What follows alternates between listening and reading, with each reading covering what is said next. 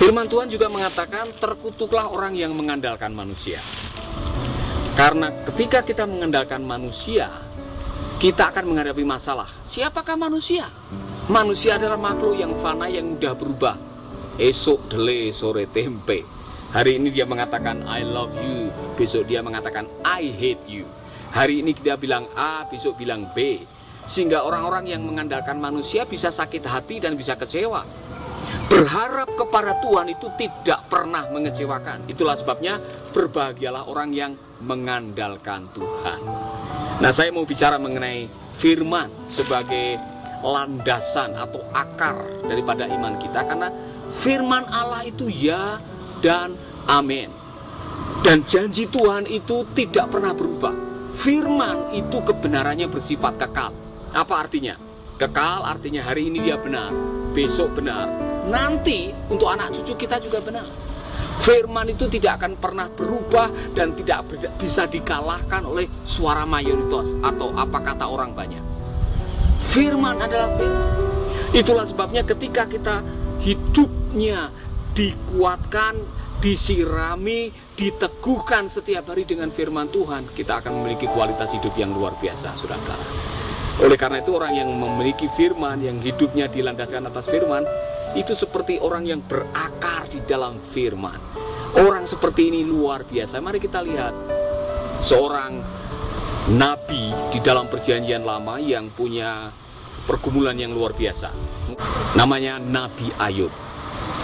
Di dalam biografinya disebutkan dia adalah orang yang saleh, orang yang jujur, orang yang takut akan Allah dan menjauhi kejahatan. Dari keempat hal ini saja saya sudah bisa menebak dia orang yang punya fondasi yang kuat di dalam kebenaran firman. Tidak heran ketika dia diperhadapkan dengan masalah yang datang bertubi-tubi, silih berganti, ia tetap kuat. Bayangkan saja, 7.000 kambingnya semua disambar petir. Hanya satu yang luput, gembala yang melaporkannya. Belum selesai laporan, ada laporan berikutnya. 3.000 ontanya dijarah, dirampok.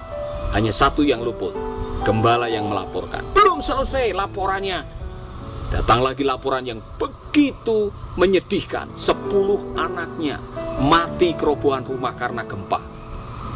Belum selesai itu Ayub menderita penyakit lagi yang namanya sehir, lepra ganas. Penyakit ini adalah penyakit kutukan, jarang yang bisa hidup. Saudaraku, di dalam situasi yang seperti itu, Ayub bisa saja ia beralih keyakinan atau menyalahkan Tuhan. Bisa saja dia langsung malangkere, orang Jawa bilang, di manakah keadilanmu Tuhan? Kalau engkau memang Tuhan yang adil, kenapa semua ini terjadi dalam kehidupan saya? Tetapi saya tidak mendengar kata-kata itu.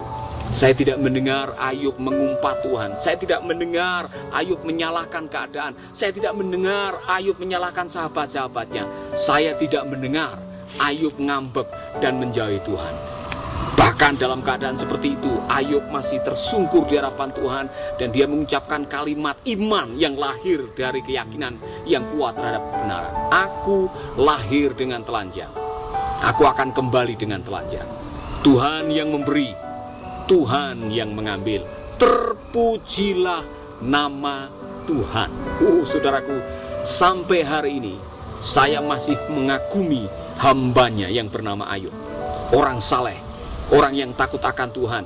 Dan saya banyak belajar dari Ayub. Kalau saudara membaca dari pasal 1 sampai pasal 42, saudara akan menemukan begitu luar biasanya badai kehidupan. Belum dikhianati oleh teman-temannya, istrinya mengajak untuk bunuh diri misalkan. Kutukilah Tuhan Allahmu dan matilah. Siapa yang berani mengutuki Tuhan waktu itu pasti akan mati. Tetapi Ayub tidak melakukan seperti itu. Ayub berusaha melakukan apa yang benar di hadapan Tuhan. Dan dia tidak berdosa dengan bibirnya. Dan apa yang terjadi? Dalam pasal 42, Ayub dipulihkan. Itulah hasil daripada iman dan berharap kepada Tuhan. Ketika kita berharap kepada Tuhan, ketika kita terus beriman kepada Tuhan dalam keadaan apapun juga, kita melihat bagaimana iman itu akan menghasilkan kebahagiaan dan pemulihan yang luar biasa. Amin. Mari kita belajar dari Ayub, saudaraku. Making life better, bikin hidup lebih baik.